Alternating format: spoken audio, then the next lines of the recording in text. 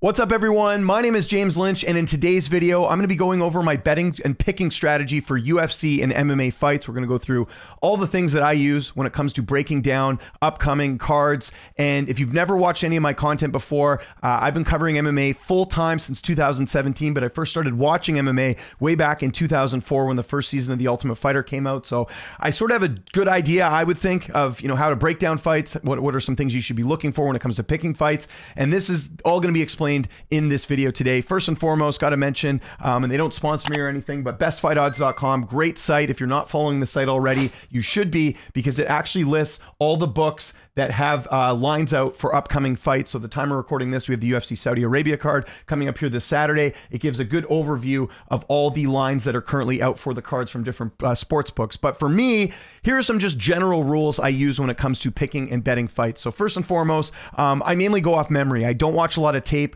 Couple reasons for that. Number one, I don't have a lot of time to go back and watch tape unless it's something where, I just want maybe some clarification on something that happened in a fight, or maybe there's something I missed. I will go back and watch tape, but a lot of times I just don't have time. So I really rely a lot on my memory.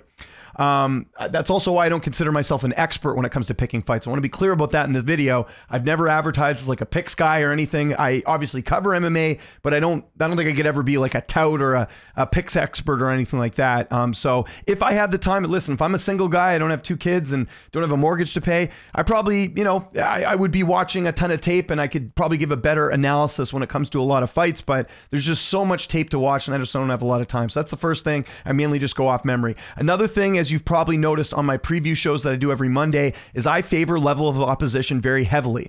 So a lot of times you'll see, a fighter that might be undefeated, like 9-0, and they got a lot of finishes. But if you actually go look a little bit closer and look at their competition, it might not be as strong. So that's always a red flag for me. I like to look at quality wins as opposed to quantity. I would rather bet a guy who's like 9-5 that's fought good opposition than a guy who's maybe undefeated and hasn't been tested before. I'm very, very big on that. An example I always use, and I think it's very, good when it comes to betting, is Johnny Walker, who, big fan of Johnny Walker, but there was a point when people thought Johnny Walker was unstoppable. If you remember this win streak he had a couple of years ago, coming off Dana White's Contender Series, finishing Khalil Roundtree, beating Justin Ledet, beating Misha Cirkunov, there were people saying just after 3 UFC fights that this was the guy that was going to beat John Jones, that he was going to be a serious threat. And listen, he was super entertaining. He gave us some great highlight reel finishes, but the level of opposition here, not exactly that great. Looking back now, Khalil ended up being a good win because Khalil's obviously had a bit of a resurgence at the time. But back when he beat Khalil Roundtree, this was not considered like an amazing win or anything like that. Sure enough, when he fought Corey Anderson, he got knocked out. And then the fight after, he lost to Krylov. And since then has just had one win in between there against Ryan Spann. But overall, maybe not the greatest record since then, and definitely not near a title shot at this point at the time we're recording this. So just bring that up because, again, people like to romanticize about a fighter who's on a really good win streak, but maybe aren't looking at the opposition that they've fought. So I always use Johnny Walker as an example. And again, I want to be clear. I like Johnny Walker, great guy, but to me, like, he was a good example of someone that I thought people very much overhyped and didn't really give a lot of credit to as well. Another thing that I use as a general rule when it comes to breaking down fights is context. You might be on a win streak, but how are those wins? Let's even use someone that I just mentioned right now in Khalil Roundtree. So if you look at Khalil Roundtree, the narrative going into his previously scheduled fight with Jamal Hill is that he's on a nice win streak, which is true. But if you look at a little bit closer here, again, talking about the level of opposition, Modestas Bukauskas, great guy, not exactly a quality win there. Carl Roberson's not in the UFC. Dustin Jacoby, if you actually watch that fight, I don't think he won that fight. He ended up winning a split decision, but a lot of people felt like that should have gone the other way. This is where using a site like MMA Decisions comes in handy, and I'll show that to you right here in real time. If you go look up Khalil Roundtree,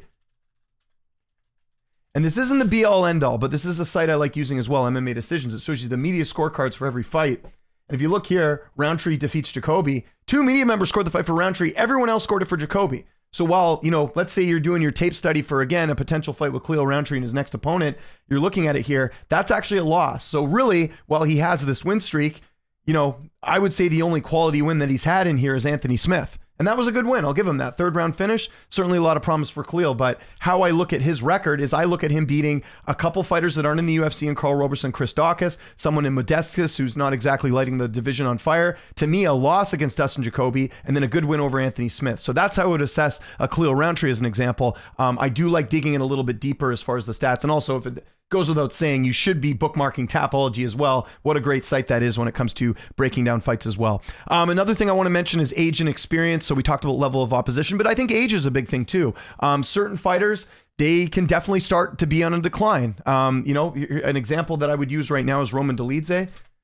I was very high on Roman for quite some time. I thought, okay, you know, this is someone that is a serious, you know, good threat. I remember his win. He had a couple fights back over Jack Hermanson. He finished him in the second round. I'm like, okay, this guy looks like a contender.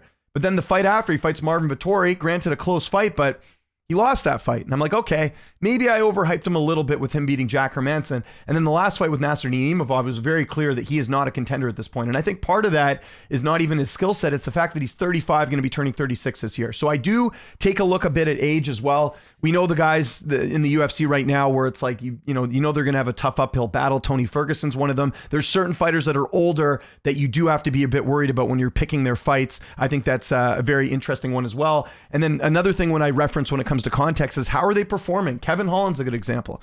Like, Kevin Holland's not old. He's actually quite young. But one thing with Kevin Holland that I've noticed over his last couple fights, you know, listen, good win over Olszejczak. The Michael Venom Page fight to me was a winnable fight for him. And I thought he displayed very bad fight IQ. He's also had bad fight IQ in other losses as well. Kevin Holland is someone I do not typically bet on because of that reason. He may be a big favorite. Even his last fight against Olszejczak, I did not bet Holland in the spot because I just felt like there's too much of a risk of him not following the game plan or, you know, acting silly or whatever. So that's where a guy like Holland, I will personally not bet in a lot of situations. Will I pick him? Yes, but betting's a different story, and we'll talk about that a little bit later as well. Another sort of general rule for me as well is if it's a short notice fight, that's something I certainly put into consideration. At the time we're recording this, I mentioned we got the Robert Whittaker and Ikram fight. You know, this is a tricky one because, again, both guys have short, like Whittaker was supposed to fight on this card, so that technically gives him the advantage. But a guy like Ikram, he's taking this on a short notice camp. And Robert Whittaker is not exactly a guy you want to be fighting on short notice. So those are things that I consider when it comes to looking in that. The other thing you got to consider is while Whittaker has had a full camp, he's fighting a different opponent in Ikram. Ikram's different than Hamzat Chimaev. So these are, again, things that I factor in when it comes to betting fights as well. Another thing I look at too is, you know, the odds on a fight that could be, that I think should be capped a little bit closer.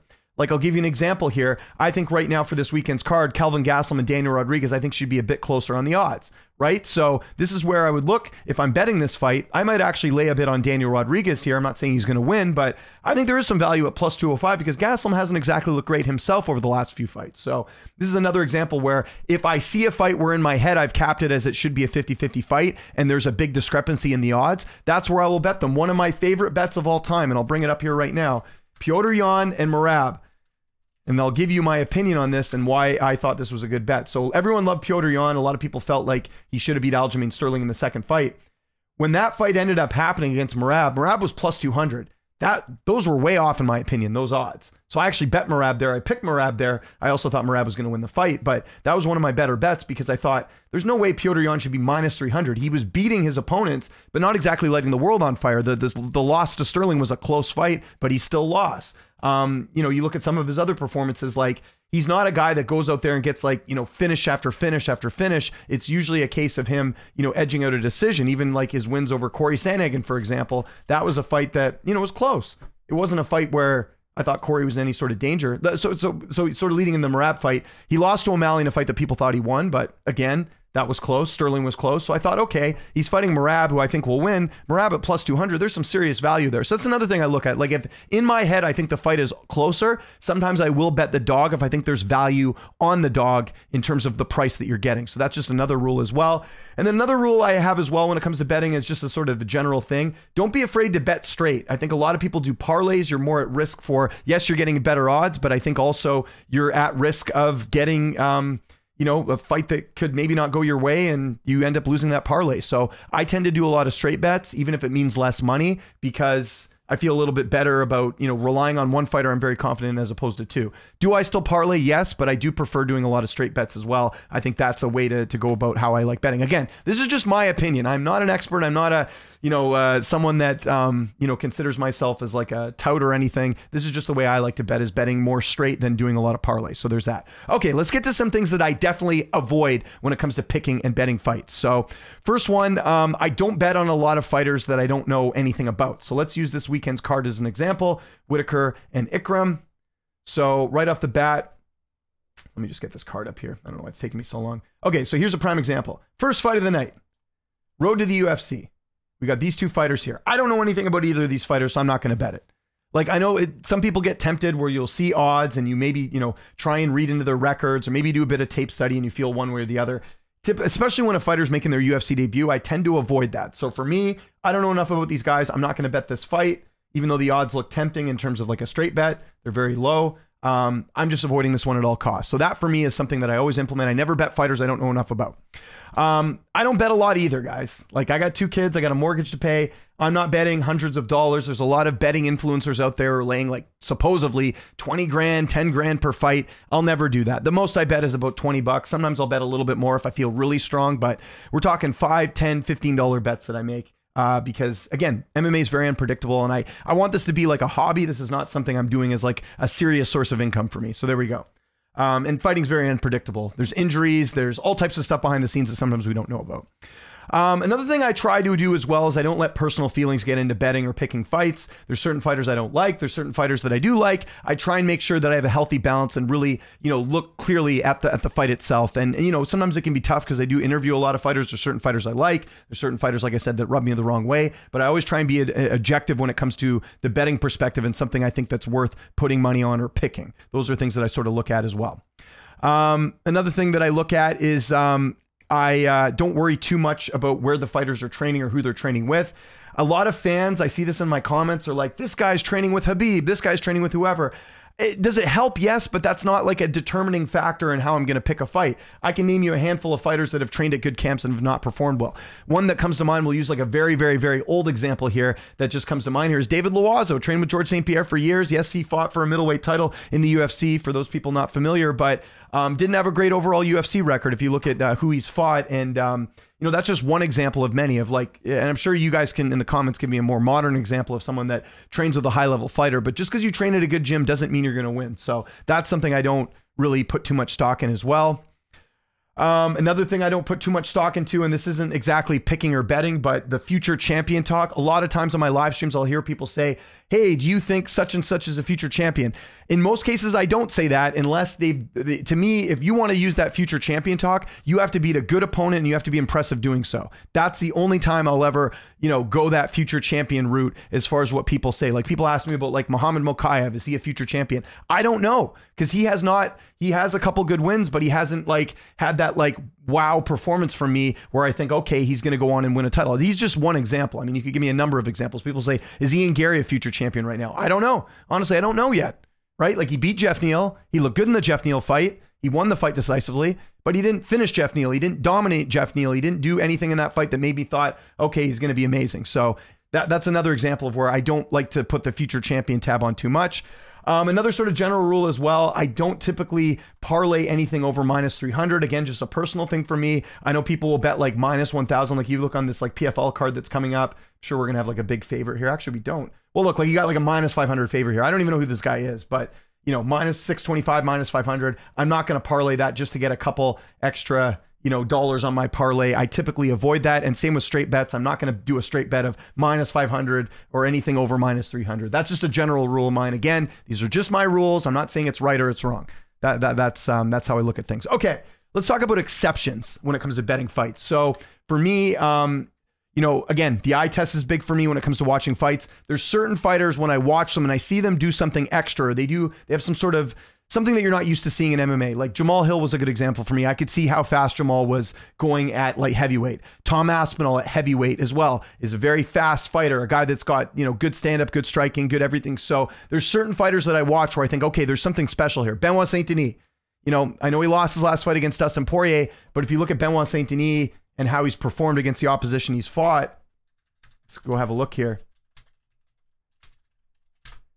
Like he wasn't just going out there and winning fights, he was destroying guys, right? Like I remember for me, when I became a big believer in Benoit Saint-Denis, was the Thiago Moises fight. Finished him in the second round in a fight where he just completely dominated him from bell to bell. Now Moises has been ranked before. That to me was the win where I'm like, okay, I can see something here. I could see this guy maybe not future champion, but someone maybe fighting for a title. And yes, he lost his last fight to Poirier, but that was a first round against Poirier where he had Poirier in trouble. He looked very good. So I don't think that was a bad assessment there. So there's certain fighters where you can have that eye test and you think, okay, maybe there's something here. Armin Saryukin's another one I feel that way about. Tatiana Suarez. There's certain fighters that I watch where they do something a bit extra and you can kind of, you know, like let's say they're fighting someone that's more experienced, going off my original rule, which is like level of opposition, right? Like technically when Poirier and Benoit Saint-Denis fought, if I went by my general rule, I would probably favor Poirier to win that because he fought better opponents. Benoit Saint-Denis, his best win was Thiago Moises. However, this is an exception that I made for that fight, and it ended up biting me in the butt because obviously he lost, but that's an example of where, you know, I could see something different in Benoit Saint-Denis. I was also looking at Poirier coming off a knockout loss, him being a bit older. Maybe Saint-Denis could crack him and finish him. That didn't end up happening in the fight, but the logic was an exception for me in that spot. So again, every now and then I'll use the exception rule, which is from the eye test, do I see something that I don't see normally? From a fighter, Shavkat's another good example. Shavkat, the only fighter in the UFC to finish Jeff Neal, right? That to me is very impressive. He finishes Wonderboy Thompson, who's extremely tough to finish. That to me is a bit different than the guys that are beating those other guys like Jeff Neal and Stephen Thompson by decision. So again, there are exceptions to my betting strategy and picking strategy with certain fighters, but it's very rare that I go that route as well. So that's an exception. Just wanted to point out there's certain fighters where you can see that they've got that little bit extra and they just look a little bit more than average than your usual fighter. Okay, let's talk about trends. That's another thing I wanted to get into on this card. So a couple trends that I personally have noticed that I use a lot of time.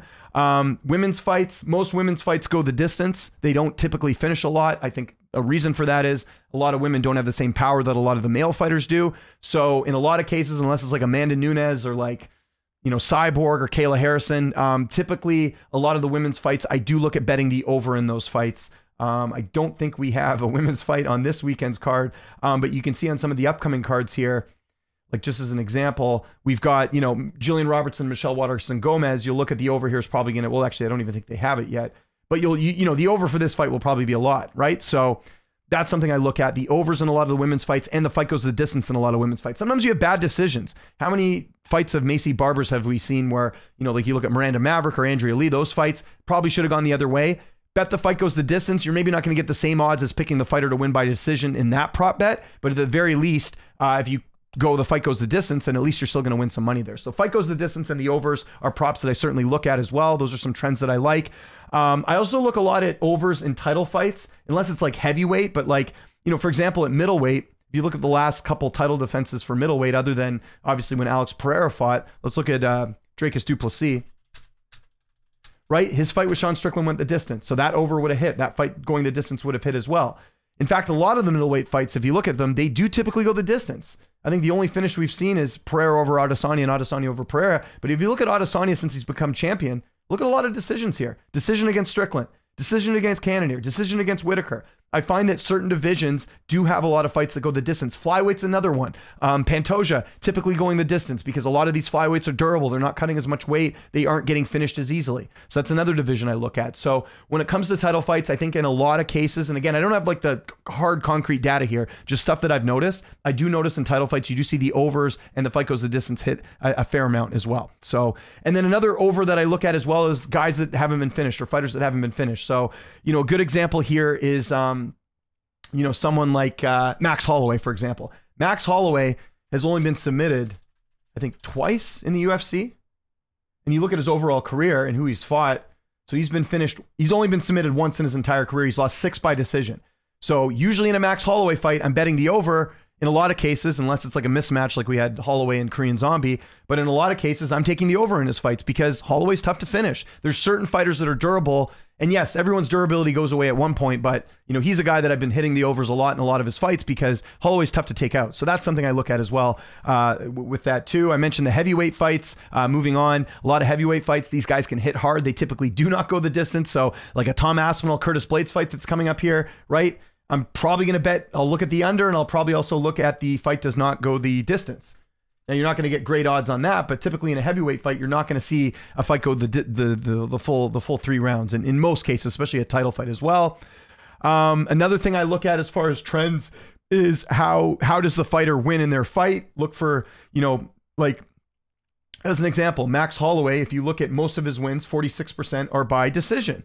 So again, on a Max Holloway fight, depending on who he's fighting, I will sometimes look at Holloway by decision. Now his last fight, right, it almost went the distance. It ended up getting a finish late in the fight, but Max Holloway, just as like one example here, typically does win by decision. So I will typically look at that prop by decision. If you've got a guy who's a good jiu-jitsu guy and he gets a lot of wins, like Diego Lopez is an example, right? He's got a lot of submission victories. He's a jiu-jitsu coach. He's probably going to win a lot of time by submission. So that's another prop I'll look at when he fights. Or Brian Ortega is good at submissions. I look at his submission prop as well. So those are things that I look at too, as far as like how the fighter is finishing their fights. Or maybe it's a guy that's fighting that has a bad chin. Okay, like, you know, for example, Dominic Reyes and Dustin Jacoby, that fight that happened a few weeks ago, I bet the fight doesn't go the distance because, you know, both guys are going to try and knock each other out. Reyes has been knocked out a handful of times. I know Jacoby hasn't been knocked out a ton, but that's another one that I bet, just figuring just in case Reyes has got some knockout power, he might be able to knock out Jacoby. So that did hit for me. Again, you're not getting great odds on that, but that's something you're looking at for sure as well.